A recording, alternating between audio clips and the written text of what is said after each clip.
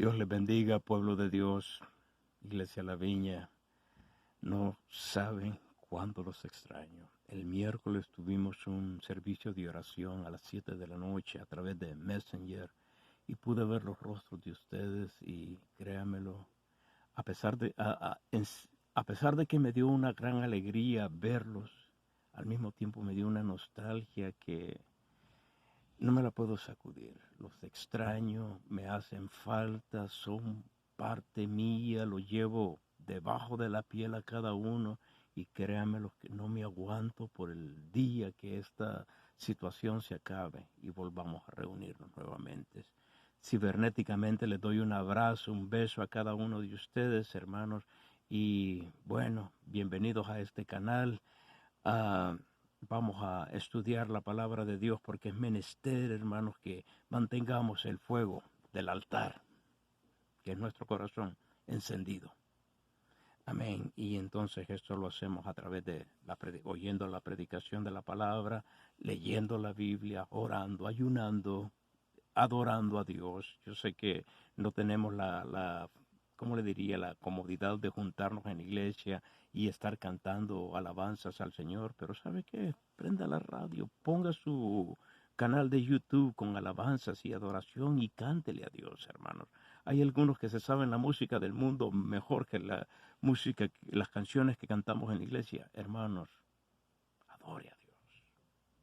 Dice el Señor cuando se encontró con la samaritana que el Señor lo que buscaba era adoradores en espíritu y en verdad. Y en la eternidad es lo que vamos a estar haciendo, adorando al Señor por los siglos de los siglos. Y esta vida tan cortita es nuestro entrenamiento. Así que hermanos, mantengamos pues ese fuego encendido y sin más preámbulo nos vamos a meter en la palabra de Dios en 2 de Corintios capítulo 2 verso 14 y la palabra de Dios dice de esta manera.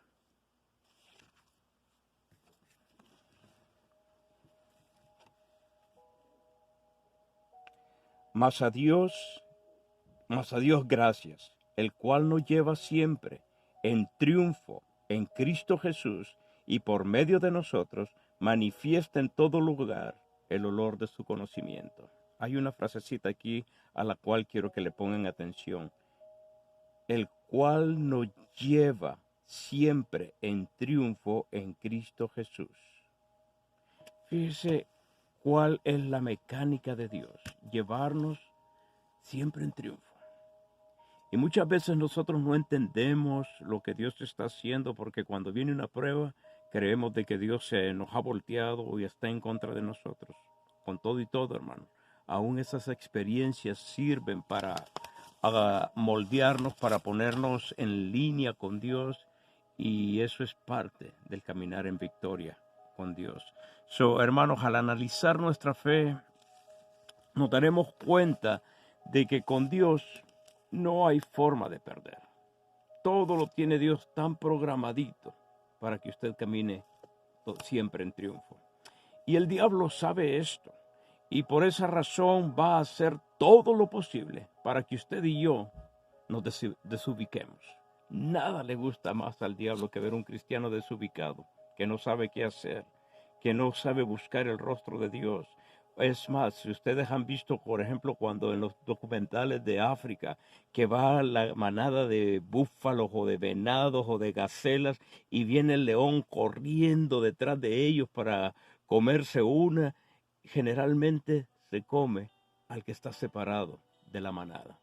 ¿Me entiendes? Y muchas veces un cristiano que se desubica es presa fácil para el diablo. Al igual que la gacela, el búfalo, el venado, hermanos, el diablo busca de esos cristianos para comérselos. Amén.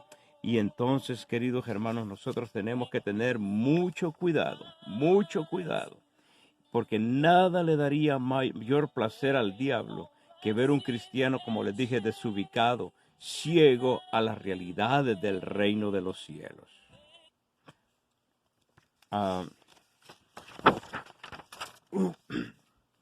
Una vez salvos, el diablo tiene ya un plan, hermanos, y va a lanzar sus mejores esfuerzos para que estemos ignorantes de la provisión milagrosa que está a nuestra disposición.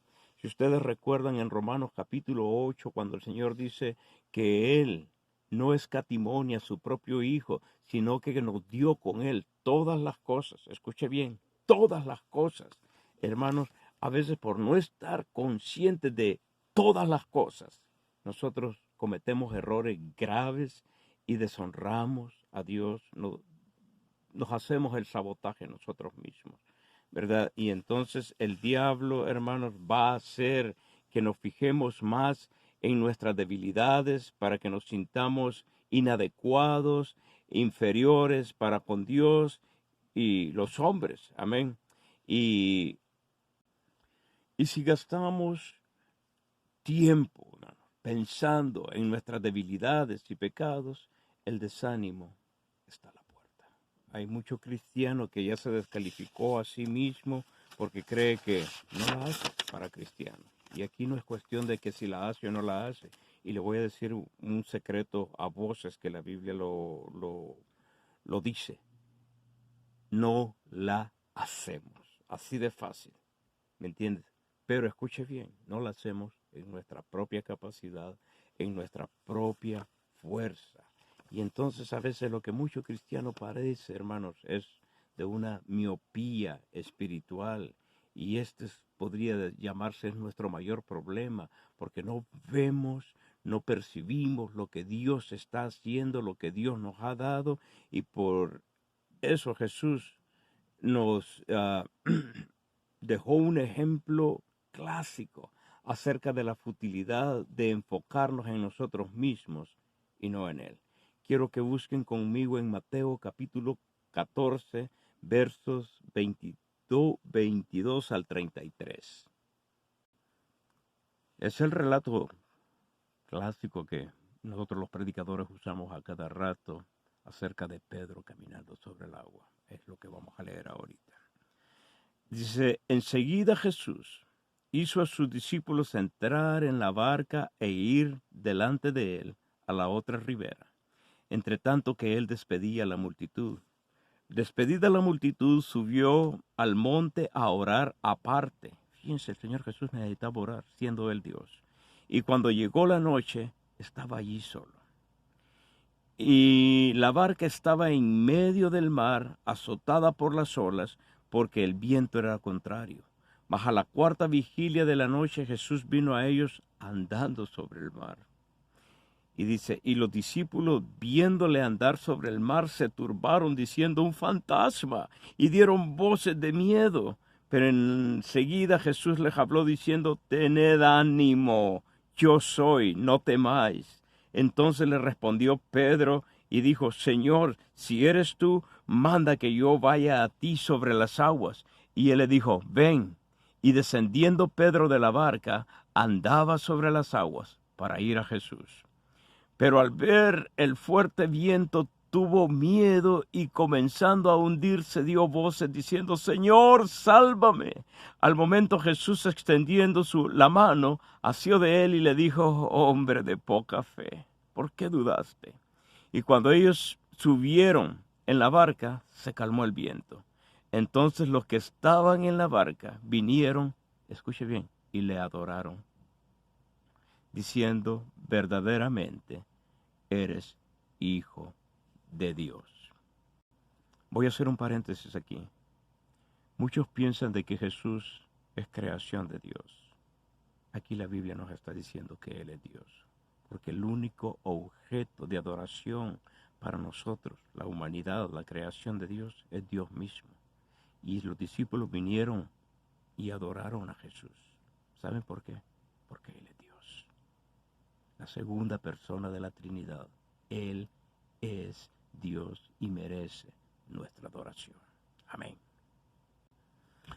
Pedro hizo algo bien lindo en este momento. Puso su fe en el objeto correcto y caminó sobre el agua.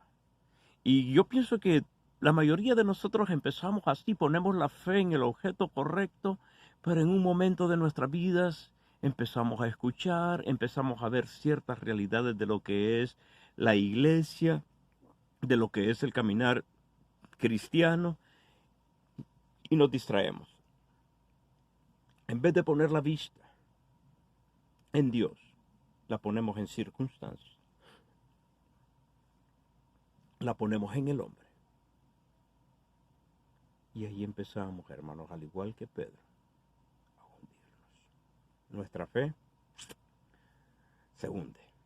Y hermanos, en el caso de Pedro fue la tormenta, el viento fuerte, que lo hizo quitar la vista de Jesús, mirar las circunstancias alrededor y empezar a dudar. Ahora con la circunstancia del coronavirus que tenemos alrededor de nosotros, muchos están dudando de Dios. Otros están afirmando más. Pero al que duda, estás quitando la vista a Dios. Algunos están pensando, bueno, estamos encerrados, estamos en esta cuarentena que nos tiene todos aburridos, tensos, metidos en la casa, no poder ir para ningún lado, un montón de limitaciones. Muchas veces lo que estamos pensando es en el placer que teníamos, las satisfacciones que teníamos cuando no teníamos estas limitaciones, y la falta de ello es lo que nos lleva a levantar el puño al cielo, a quejarnos de Dios y a empezar a verlo mal. Pero yo te digo una cosa, hermanos, es tiempo de adorarle, es tiempo de bendecirle, es tiempo de levantar las manos al cielo y darle gracias a Dios por esto. ¿Sabe por qué? Porque aunque usted y yo no lo veamos, Dios nos está dando una lección a través de esta prueba. Y esta prueba vamos a salir más maduros, más cerca de la estatura del varón perfecto. Amén. Y tengo una pregunta para ti, hermano, hermana. ¿Cuál es tu tormenta? ¿Qué es lo que te está distrayendo de quitar la vista de Dios? ¿Serán las circunstancias? ¿Será la gente? ¿Será el hecho de que estás viendo para los lados en vez de estar viendo al autor y consumador de nuestra fe? Decíamos, pues, ¿cuál es tu tormenta? Hasta lo que, bueno, Pablo hizo lo que generalmente hacemos todos nosotros. Puso los ojos en el problema y no en el que lo soluciona. Y cuando lo hizo, la regó. Se empezó a hundir. Señor, que perezco. Hermanos, podemos decir que las finanzas, la comida, el alimento, el techo, la medicina, no sabemos de dónde vamos a echarles, cómo vamos a echarles mano. Y el diablo viene y te dice, sé realista, pon los pies en la tierra. Te están dando a tol con el dedo. Y hermanos, te dice, ¿de dónde va a salir el dinero? ¿No te das cuenta el fracaso que eres para proveer a tu familia? Y le da y le da y le da hasta que socava nuestra fe, hermanos. Y entonces nosotros acabamos quitando los ojos del objeto correcto, los ponemos en nosotros mismos y la regamos.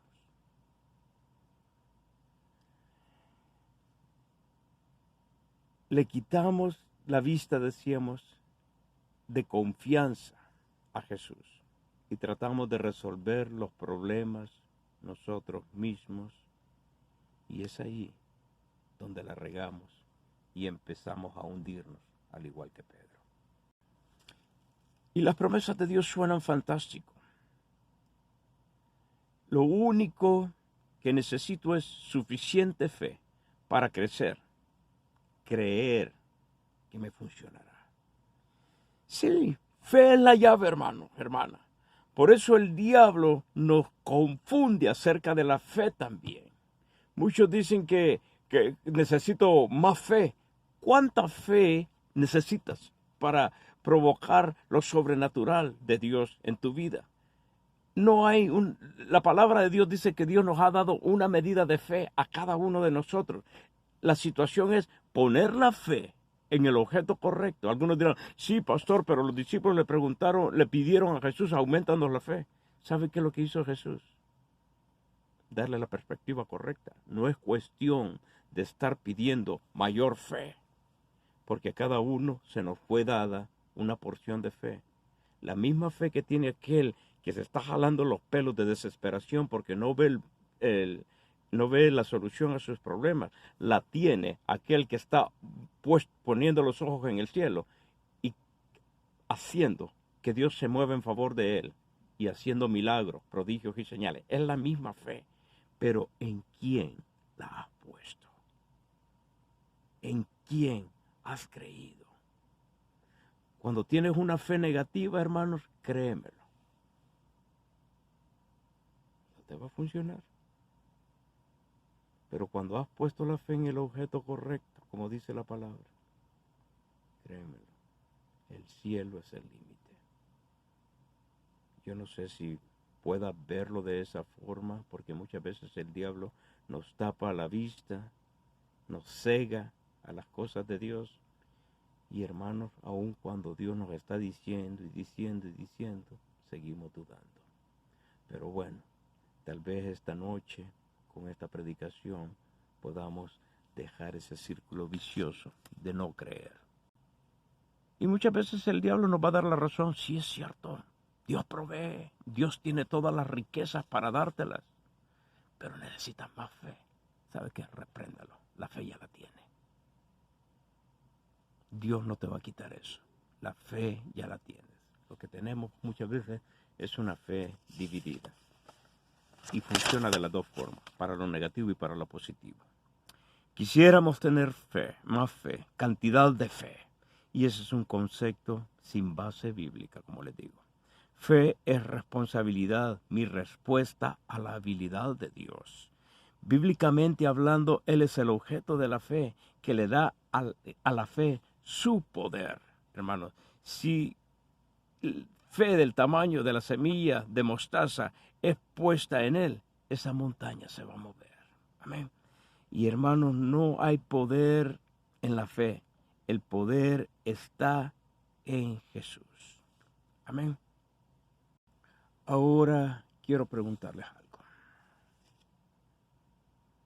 ¿Cuántos están seguros de que Dios los ama? Nuestra fe empieza por ahí. Sabiendo de que Dios nos ama, que somos la niña de su ojo, que Dios nos quiere con Él, que Dios quiere bendecirnos, prosperarnos, tenernos saludables. Amén. Y muchas veces las circunstancias negativas que vienen en nuestra vida llevan el objetivo de ponernos en dirección de recibir la bendición de Dios. Así que, hermanos, tenemos que aprender a levantar las manos en acción de gracias a nuestro Dios. Amén. Entonces, hermanos, ese conocimiento del amor de Dios le da una base fuerte a la fe. Porque cuando usted ama a alguien, le tiene confianza. Porque no estamos hablando del amor humano. A veces amamos a una persona, pero desconfiamos de ella. Pero ese es amor en términos humanos. Pero cuando estamos hablando del amor de Dios, estamos hablando de un amor divino. Amén. Y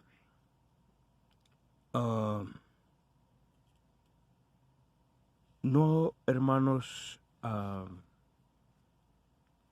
tenemos la fe en una imagen, sino en Dios. Su amor es incondicional.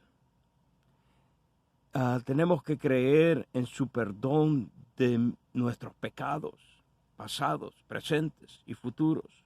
Muchos creen que Dios no los ha perdonado todavía, pero si aceptaste el sacrificio de Cristo para ti, hermano, hermana, ya esos pecados Dios los echó al fondo de la mar, no se acuerda más de ellos, y ahora lo que Dios quiere es que te dejes amar, que le creas a Él, que le tengas confianza. Amén. Y su plan para mi vida, hermanos, es que todo vaya bien. Dice la palabra de Dios que a los que a Dios aman, todas las cosas ayudan a bien. Y Dios es fiel y verdadero. Perdonen la redundancia, hermano. Romanos 8:28 lo vamos a leer ahora. Y esto sí es más convincente que mi parafraseo.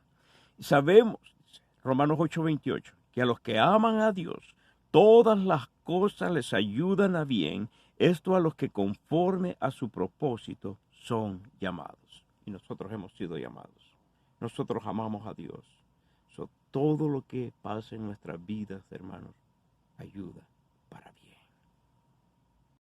Y esto es consistente, hermanos. Algunos piensan que todavía necesitan un poquito de castigo de parte de Dios. Dios no nos está castigando. Cristo ya recibió el castigo de nuestros pecados. Pero Dios, hermanos, no quiere decir que no castiga. Sí corrige y castiga a los que aman. Amén. Pero hay un castigo que es para la gente que está allá afuera, que no es lo mismo que el que nosotros recibimos. Amén. Porque nosotros ya hemos sido adoptados. Somos hijos de Dios. Y entonces, hermanos, tengo una cosa en mente. Si nuestra fe está anclada en el amor de Dios, está anclada en el amor de Dios. Tenemos que creer de que lo que pasa en nuestras vidas, aun si nos da el coronavirus y todo eso, todo tiene un propósito. Amén. Aunque a nosotros no nos va a pasar lo del coronavirus, hermano. Estamos protegidos y guardados por el Señor. Pero, amados, todo tiene un propósito. Hay algunos entre nosotros que han pasado por situaciones de vida o muerte y Dios se ha mantenido fiel a nosotros. Y, hermanos, nuestra fe tiene su fundación en el amor de Dios hacia nosotros y el amor que nosotros le tenemos a Él. No dudes, no dudes. Dios es bueno. Dios quiere contigo. Cede nada más. Lo que el Espíritu Santo te diga, dámelo, dáselo. Puede ser tu temperamento, puede ser tu orgullo, tu vanidad, puede ser que seas tan inteligente que creas que no necesitas depender de Dios, crees que las tienes toda hecha. En realidad, hermanos, Dios no necesita mucho para traernos a nuestras rodillas, pero Dios quiere que entendamos, que procedamos al arrepentimiento y que tengamos fe en Él. ¿Entiende? Pero muchas veces, pues, interpretamos la palabra de Dios para nuestro propio saboteo. Queridos, a creer. Tenemos toda la de ganar. Dios es todo en nuestras vidas. No te dejes, hermano, vencer por la mentira del diablo, ni confundir, ni distraer los ojos puestos en Jesús todo el tiempo. Y nos va a ir bien. Que Dios le bendiga. Este domingo que viene, hermanos, si Dios lo permite, el pastor Mejía va a estar trayéndonos la meditación de la palabra de Dios. Quiero que le presten atención a él. Y quisiera, hermanos, este domingo poder no tener un culto, pero sí, hermanos, no hemos tenido Santa Cena por ya un buen rato. Y quisiera, claro, le voy a dar un aviso si se puede o no, poder tenerla, hermanos, de una manera sistemática, ordenada, darles el pan y el vino, participar de la mesa del Señor de una manera individual, porque no nos podemos juntar todos, ¿me entiende? Y estaba pensando que podíamos hacer esto en el patio de atrás de la iglesia. Usted llega, viene con el pastor Mejía y conmigo, le damos el pan, le damos el vino, oramos con usted, hermanos, y de esa forma, pues, estamos manteniéndonos en obediencia, porque el Señor nos mandó a observar, le vamos a llamar rito por cuestiones prácticas, pero este es un acto, un símbolo de lo que ya pasó dentro de nosotros, ¿verdad? Que Dios me los bendiga. Voy a estar dándoles una llamada telefónica, para ponernos de acuerdo para el día domingo. Y con el favor de Dios, pues yo pienso de que podemos hacer el tiempo para estar en la casa de Dios. No va a ser el gran montón. No vamos a ir al servicio de 2 o 3 horas que usualmente tenemos el día domingo, sino que, hermanos, nos vamos a juntar simplemente, participar de la mesa del Señor y luego agarrar el camino para casa. Claro, en ese momento, Pastor Mejía y yo vamos a aprovechar para orar y bendecir la vida de cada uno de ustedes. Yo creo que eso lo necesitamos. Y bueno, vamos a llegar a la iglesia con reglas de protección, guantes y mascarillas, que vamos a enforzar esa regla, ¿verdad? Que Dios me los bendiga a todos, hermanos, y que tengan una noche bendecida.